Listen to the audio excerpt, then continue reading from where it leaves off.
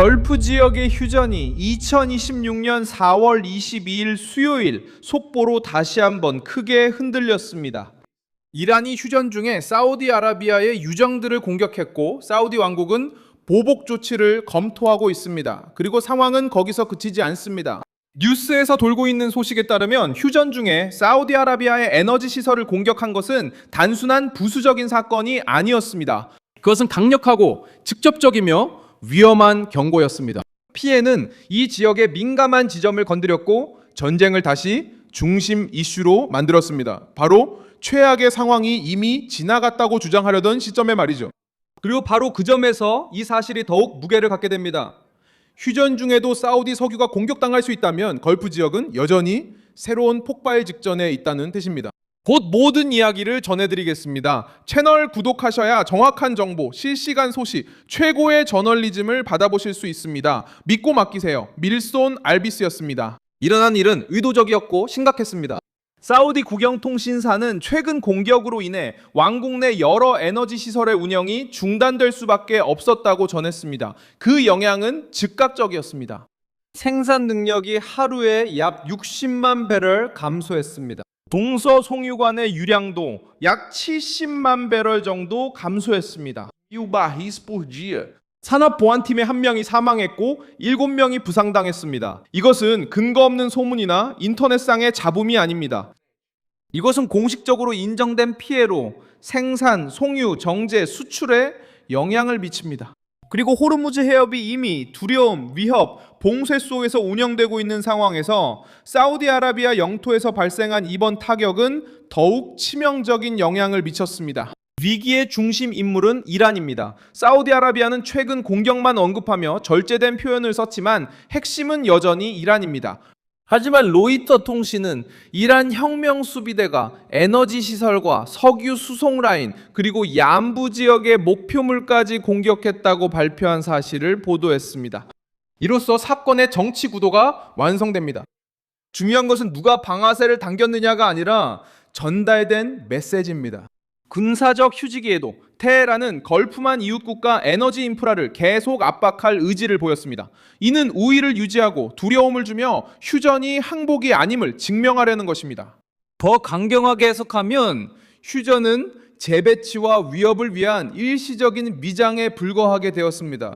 가장 두려운 점은 이 일이 사우디아라비아가 호르무즈 해협의 병목을 우회할 수 있게 돕는 경로에서 발생한다는 것입니다. 동서 송유관은 사우디아라비아 동부에서 홍해까지 석유를 운송하는데 필수적인 출구가 되었습니다.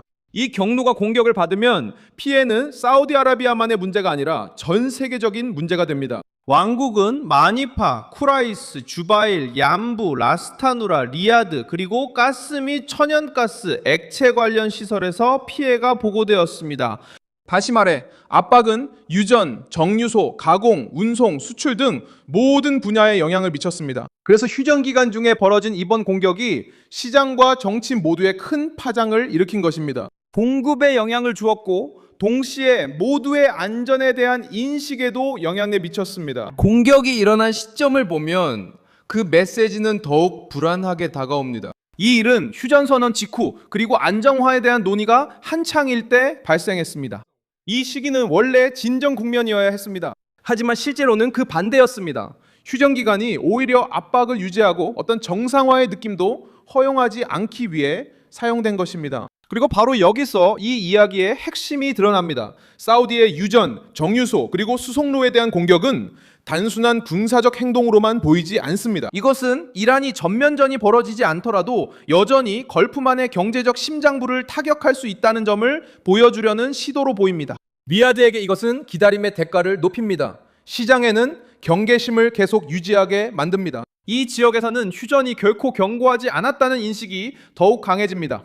배경에는 여전히 호르무즈 해협이 가장 폭발적인 요소로 남아 있습니다. 이것은 도널드 트럼프가 휴전을 연장한 후에도 이란이 선박을 납포했다는 느낌을 더욱 강화시킵니다. 그동안 해상교통은 정상과는 거리가 멀었습니다. 로이터의 또 다른 분석에 따르면 수백 척의 선박이 발이 묶였고 보험료는 더 비싸졌으며 상반된 발표들로 인해 혼란스러운 상황이 계속되고 있습니다. 이는 휴전이 경고했다는 점을 다시 한번 강조합니다. 즉 한쪽이 휴전을 말할 때조차도 다른 쪽은 바다를 이용해 압박을 계속하고 있다는 뜻입니다. 그리고 바다가 막히면 석유, 가스, 그리고 세계 무역이 충격을 받게 됩니다. 전쟁은 단순히 군사적인 것에서 그치지 않고 물류적, 경제적, 전략적인 전쟁으로도 변하게 됩니다. 바로 이 지점에서 사우디의 대응 방안이 다시 힘을 얻게 되는 것입니다. 보복 조치에 대한 논의가 이 사건을 둘러싸기 시작했습니다. 왜냐하면 로이터 통신이 3월에 사우디아라비아가 이미 이란에 자국 영토나 에너지 인프라에 대한 추가 공격이 있을 경우 대응이 있을 것이라고 경고했다고 밝혔기 때문입니다. 그리고 훨씬 더 강경한 군사적 태도를 취할 여지도 열어줍니다. 그래서 지금 이 순간 공식적으로 반격을 발표하지 않았더라도 이미 이전부터 대응을 위한 정치적 기반은 존재하고 있었습니다. 휴전 중에 공격이 일어난 후 이제 질문은 위아드가 화가 났는지에 대한 것만이 아닙니다. 질문은 왕국이 어디까지 대응할 것인가입니다. 공격을 당하고도 그에 상응하는 대응을 하지 않는 것. 미국 측에서도 상황은 더욱 긴장되었습니다. 도널드 트럼프는 휴전 기간을 연장했지만 호르무즈 해협의 실질적인 재개방을 공개적으로 요구하기 시작했고 이란이 석유 운송을 허용하면서 매우 형편없는 일을 하고 있다고 말했습니다. 이 발언은 워싱턴이 휴전을 충분하다고 보지 않는다는 점을 보여주기 때문에 중요합니다. 백악관은 구체적인 결과를 원하고 있습니다. 정상적인 항해, 시장에 대한 압력 감소, 그리고 어느 정도의 정치적 진전. 하지만 걸프 지역의 상황은 정반대로 흘러가고 있습니다. 선박들은 계속 억류되어 있고 해상 교통은 여전히 불규칙하며 사우디의 인프라는 휴전 기간에도 이미 공격을 받았습니다.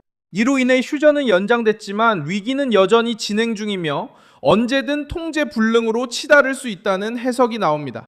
호르무즈 해협을 오해하는 송유관이 공격당할 수 있고 해협 자체도 여전히 불안정하다면 트레이더, 보험사, 수입업자들에게 전해지는 메시지는 최악입니다. 즉, 진정으로 안전한 것은 아무것도 없습니다. 사우디아라비아 왕국은 4월 12일 내 동서 송유를 완전히 복구했던 것처럼 다시 가동 능력을 회복할 수도 있습니다. 하지만 기술적으로 흐름을 복구하는 것과 신뢰를 회복하는 것은 다릅니다. 신뢰를 회복하는 것은 훨씬 더 어렵습니다.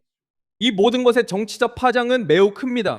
휴전 중에 일어난 공격은 긴장 완화라는 개념을 약화시키고 어떤 안도론도 힘을 잃게 하며 걸프 국가들을 극심한 의문에 빠뜨립니다. 그들의 인프라가 여전히 취약한 상황에서 이들이 임시협정에 얼마나 더 신뢰를 가질 수 있을까요? 지금 우리가 보는 것은 평화가 아니라 긴장 속 잠정적 중단입니다. 움직이지 않는 선박, 위협받는 석유, 군사 경고, 불신이 이를 둘러싸고 있습니다. 이란은 여전히 두려움을 불러일으킬 힘이 있음을 보여주려 하고 있습니다. 사우디아라비아는 즉각적으로 더 큰 갈등으로 치닫지 않으면서도 자신의 입지를 지키려 애쓰고 있습니다. 그리고 미국은 아직 존재하지 않는 정상화를 밀어붙이고 있습니다. 결국 요약은 짧고 냉혹합니다.